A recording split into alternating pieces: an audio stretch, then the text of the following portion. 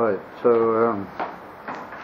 we're learning, we're holding in the Shiur Tanya, right near the end of Perek Hay, and this is a shiur in the Tanya dealing with that portion.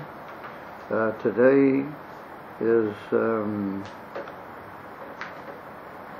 Monday. And it is Shiur Tanya. Alright, it's Chai, I'm sorry. Today is Chai Tammuz. Chai Tammuz, Tovshin Ayin Beis. So we saw that the Torah and the mitzvahs that we keep in this world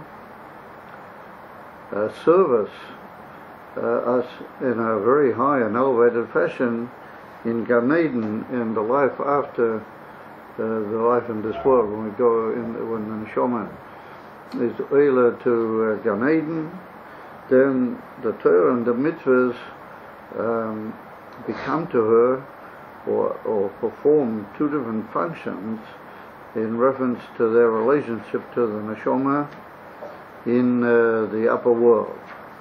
The mitzvahs are what we call garments, levushim, to the neshama, and even the Torah is described as mozain, food or sustenance to the neshama. And the fascinating thing is that we see that those levushim of the mitzvahs and the food of the Torah are results of the Torah and the mitzvahs that you did when you were down here in this world. It's not when you go up into Gan Eden you begin learning already a new Torah and you start doing new mitzvahs that you've never done before. No, all the mitzvahs that you did down here and all the Torah that you learned down here accompanies you up there and performs tremendously important function for the neshama in the two different ways we described. So the question asks itself, why would I need a garment? I'm not cold in Gan Eden, or at least I don't assume so. I'm not going to be scared of too much outward influence on my neshama that I would need a garment. So it's brought down in Torah from the Alter Rebbe and in numerous places. It's brought down that what do you need garments for? The light that shines in Gan Eden as a result of what you did down here in this world is absolutely incomparable to what we can picture in our minds, completely and utterly beyond our ability to appreciate or to even imagine the greatness and the delicateness of the divine light which will appear to us in Gan Eden. And that divine light, albeit is a form of I say a form, it's not the real schar, the ultimate, when I say real, it's not the ultimate schar or reward that we'll give in this for the mitzvahs, but what we did down here opens up a tremendous pipeline of divine influence, as it's like the old saying in English, as of what you put in to something, that's what you draw out of it in the end. Having put so much effort into Torah mitzvahs in this world, then we, as a result of the whole relationship of Hashem to us through mitzvahs, and the whole way that mitzvahs work in their being like a vessel to draw down divine light, all of that is not clear to us when we're in this world. But when we come into Gan Eden, particularly ultimately when Mashiach will come, and it'll be Elam Habor, but Elam Habor is different than Gan Eden. That's going to be after the time of Mashiach, after the time of Tchias HaMesim. Then it's going to be incomparable even further, the greatness of the reward. But the divine light is going to all of a sudden be given to us in a way that there's no Helen Vehester, no hiding an inability on our part to see. However, being as we are finite beings, and we're coming up from a world where we lived in a physical and even a materialistic type of world, which are very, very completely different and absolutely incomparably different than divine light in its real sense. So we're going to be, as it were, how do you call it, blinded in a way by this tremendous divine light, which is going to shine to each individual according to what he did, what he prepared for himself in this world. And that is to be compared to a person looking at the sun. For example, if you look at the sun when it's really burning at its height, you can't do that. You can't stare at the sun and you can't observe it. You have to have you take a certain glass or a lens of a certain nature, and if you cover your eyes with that lens and you hold that glass between you and the sun, then you can observe the sun. So in the same way, the mitzvahs that we do, they create us a lavush. A lavush is like a guarding and a protecting thing, not protecting against cold or other such influences, but protecting us at the beginning from the tremendous brightness of the, and we're going to be completely unable to, as it were, observe. Not in a physical, we're not talking about the physical eyes, but even the neshama is not going to be able to actually appreciate and grasp the greatness of that light, because it's going to be too vivid and powerful for even on its lower levels, even on its what we might call its minimal levels. It's going to be too much. And therefore you need to enclose yourself. The similar concept we find when Moshe Rabbeinu went up onto the mountain. It's written by Yohoi Moshe B'Seich Ha'onan, that there was a cloud over Har Sinai, and Moshe Rabbeinu walked into the cloud. So the Chassidus asked the question, what do you need a cloud for? I mean, Moshe Rabbeinu could have gone onto the mountain without a cloud. No, he needed the cloud because the divine light which was appearing to him at the top of the mountain was also so tremendous and so beyond what normal humans are able to experience or even bear within themselves, and therefore the cloud was like a lens between Moshe Rabbeinu and the tremendousness of the divine light which was appearing to. So that's why we need a garment. We need a garment as a protecting lens through which the divine light, as a reward of the things that we did in this world, what is, as it were, due to me and coming to me as a result of what I put in through my mitzvahs, nonetheless we need, and we need many of them, because we see that we keep mitzvahs every day. And it's written that every day you keep the mitzvah, you make like a further lavush.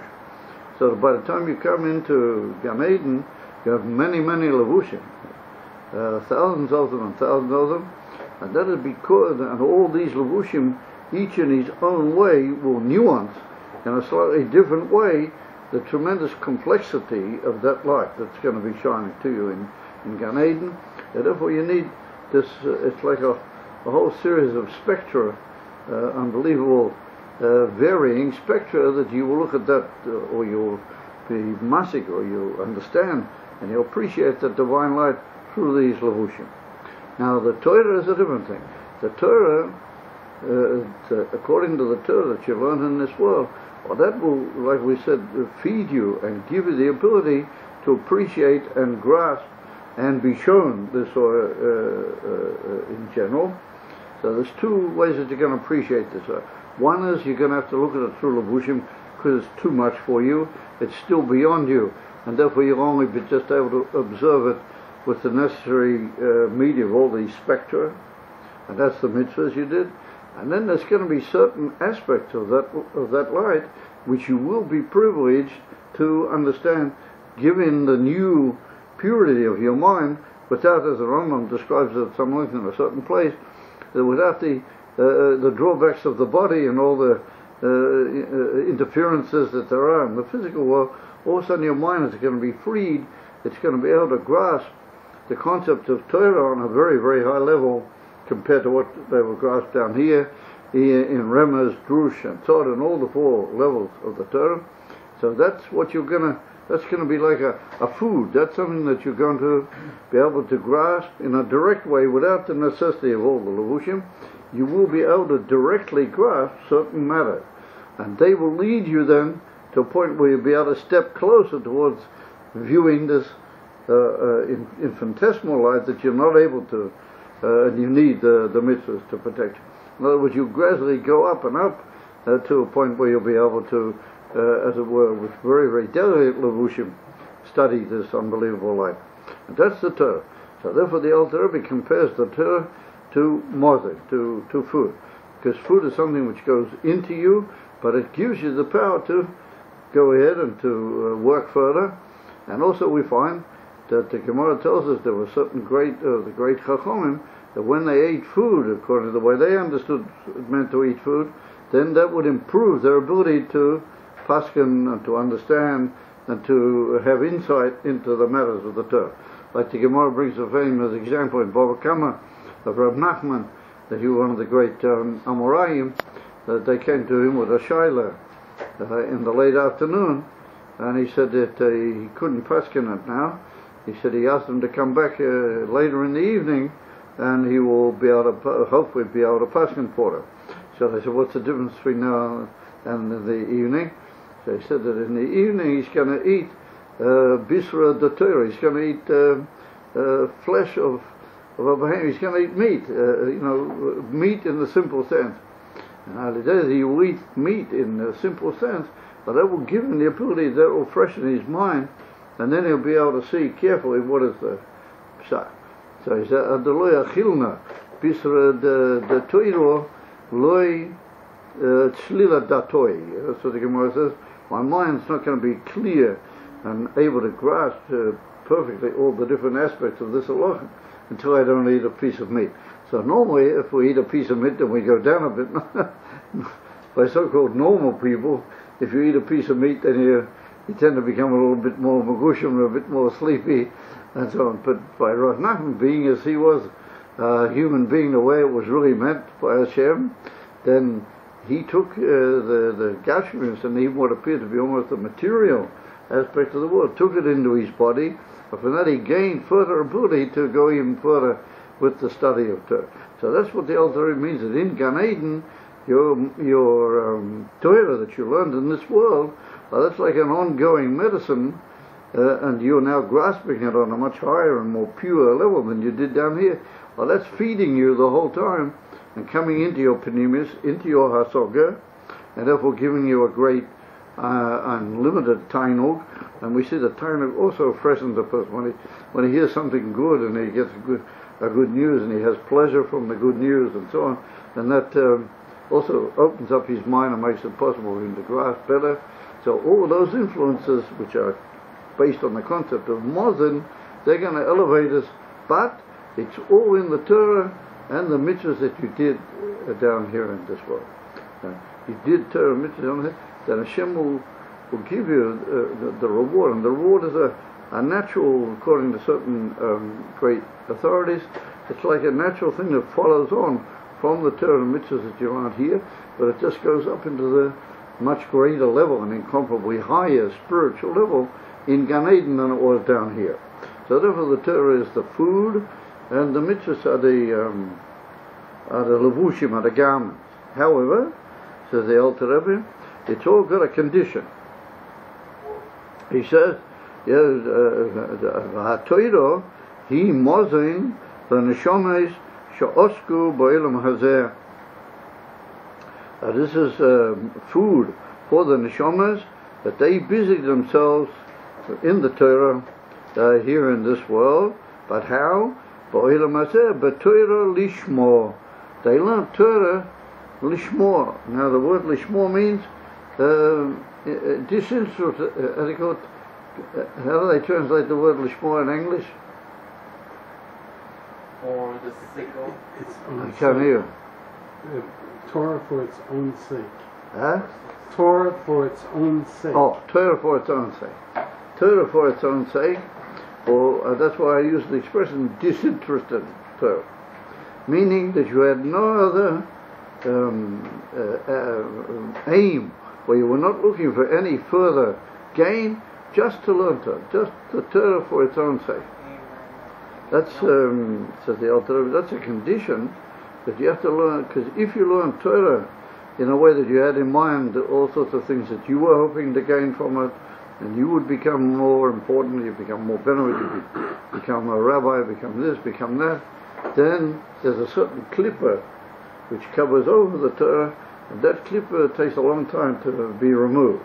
Even in Gan Eden, it gets in the way and interferes, and it causes a big billboard. Rather, I like learning Torah. Huh? I like learning Torah. I like it. Right. I enjoy it. Yeah, you enjoy it. That's a problem. Yeah. So the Rebbe once said, as a matter of fact, I was there by the Fabring. I was there by this particular Fabring.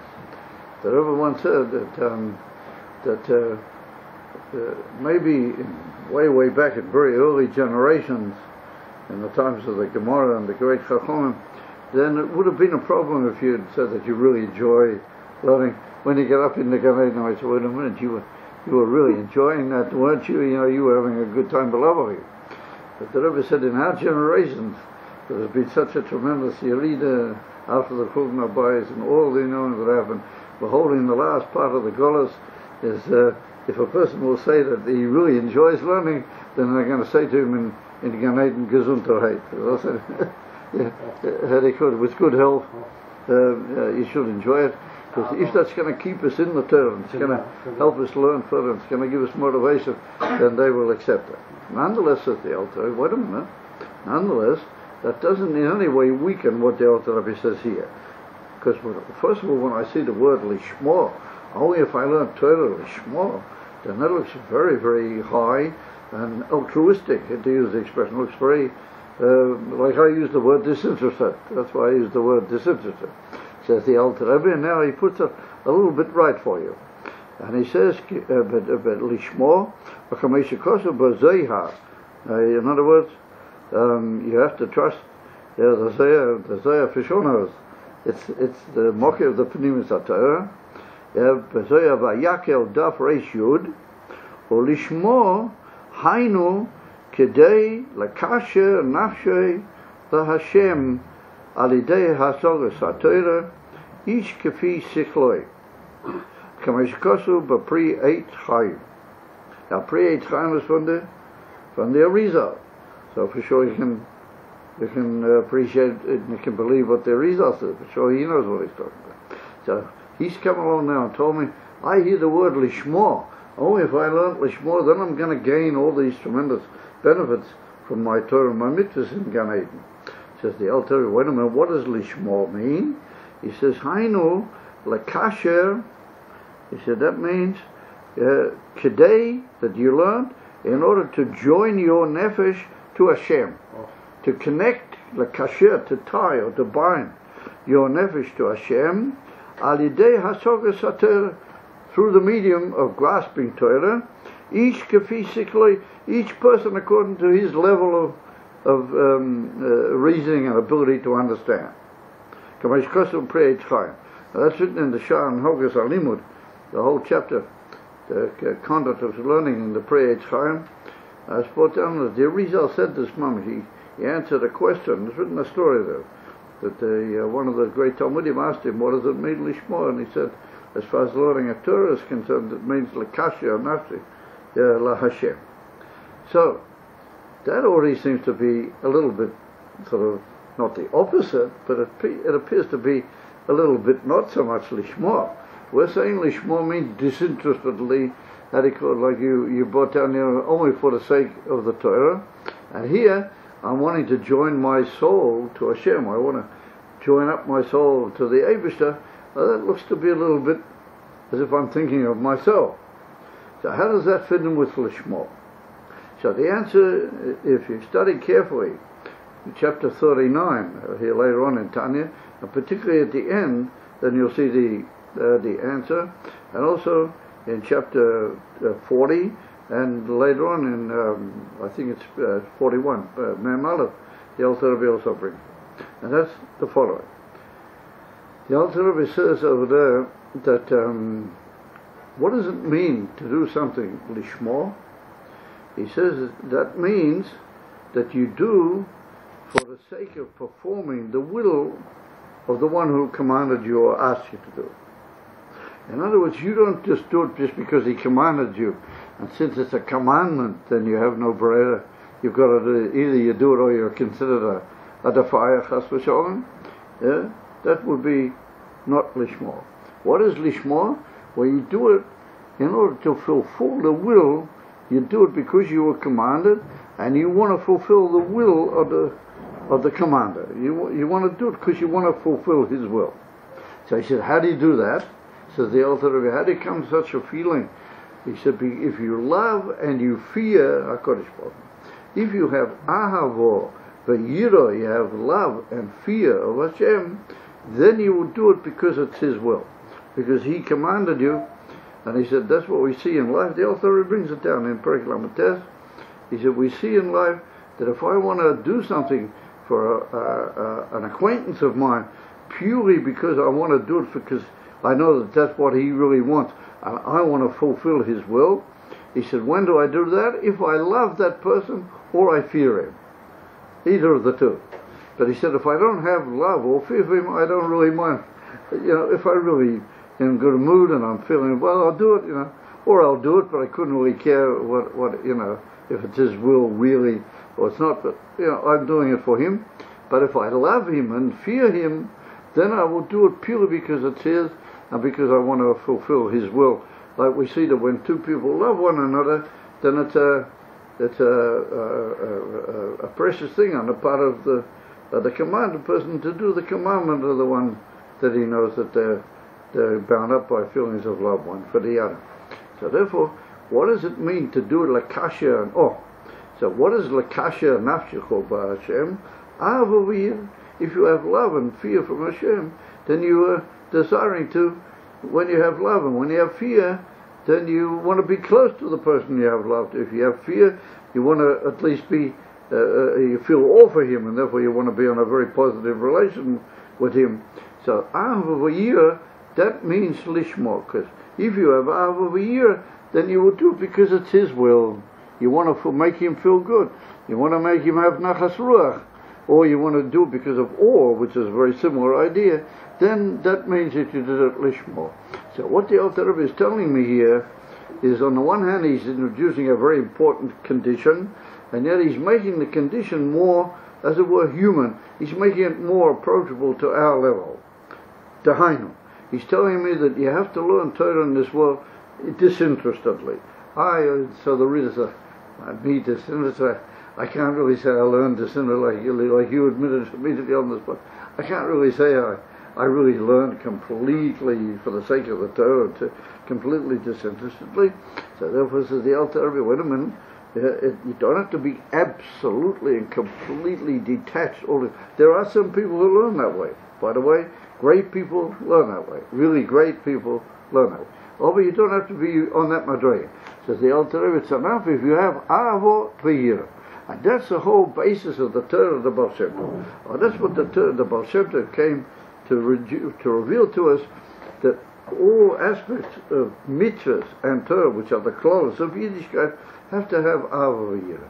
If you have ahava v'yira, then they get off the ground, they move, they perform, and they cause you to be connected eternally with what you learn and with what you do in the mitzvahs, meaning that they will accompany you and fulfill you and bring you to your ultimate purpose in Gan Eden. If you have ahava v'yira, because if you have ahava v'yira, then you will want to do it because Hashem's will was that way, because you want to give him nachas ruach.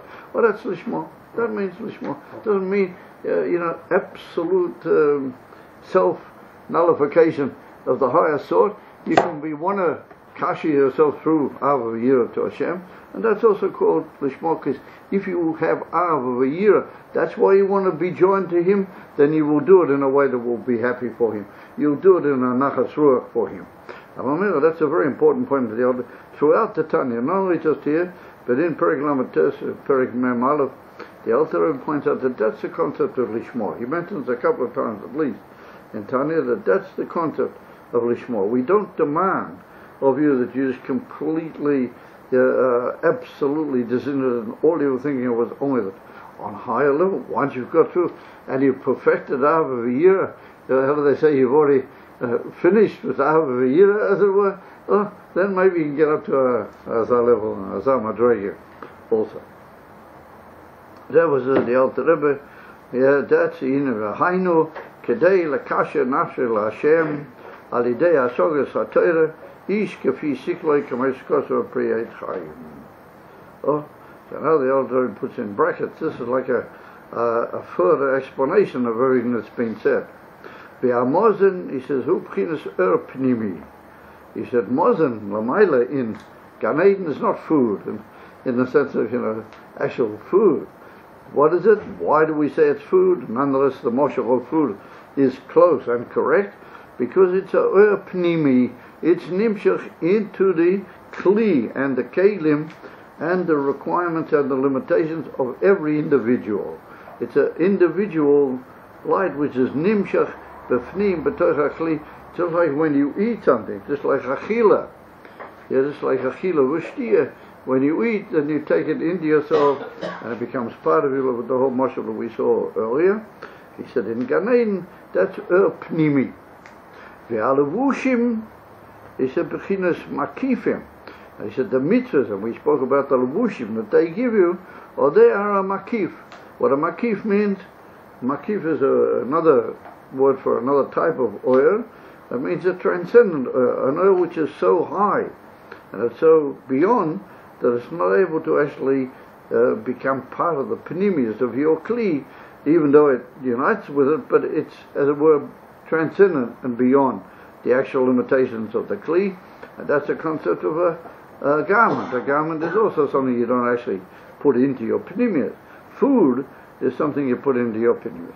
Therefore, he said the Torah is a pnimi, and the levushim, the mitzvahs, that therein is to be, as it were, a makif. And that makif allows you to appreciate even those aspects of the divine light which are beyond you altogether for the time being. V'lochein, Omer Razal, Shetalmud Torah, Shoku Keneged Kol HaMitzvah. He said, on that basis, he said, that's why it is that our sages said that Talmud Torah Keneged Kulam. Yeah, that's what we say every day in the Brisa that we quote from Peor, or the Mishnah Masechta. Well, it's not well, it is, yeah, it's a Brisa Masechta Peor that we quote, and we say Talmud Torah Keneged Kulam. So the Rebbe said that's why we say that Talmud Torah is Keneged Kulam. Why? Lafisha mitzvahs hein levushim labod. Because the mitzvahs are only as it were, they are levushim, and that's all. Torah he mozen v'gam levush. Whatever. He said, oh, the Torah's got both. The Torah is mozen and also a levush. Because as we pointed out here in the whole chapter, the Torah is not only what we enclose inside our nefesh, but there's also how the Torah enclosed our nefesh. There's always that aspect that we didn't quite understand yet, what that envelops our nefesh. Just like our nefesh is enveloping the Torah that we study at that moment, or that is also enveloping our nefesh. Mukif, makif, gam, yachad. Now the Torah's got both. The Torah's got that she's inside your nefesh, but also at the same moment she's surrounding your nefesh. So therefore she's connected kulam, all the other mitzvahs. Kulam means all the other mitzvahs, because all the other mitzvahs are makifim.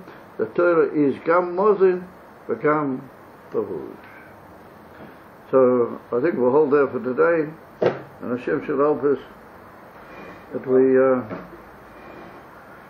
we should learn Torah, a lot of Torah, and we should learn it Lishma, Be'ez Hashem, and we should be Mekayim a lot of mitzvahs, and a lot of Gesundheit Levushim, when we come Be'ez Hashem into Olam HaMashiach, taking me out now, because also then it's going to be such unbelievable divine light, it's going to reveal itself that we're going to need Levushim and all those inyanim in order to be able to take it. But what day, as they say, how much, and how much more so. They say, even like Abigail. So, Be'ez Hashem, we'll go ahead.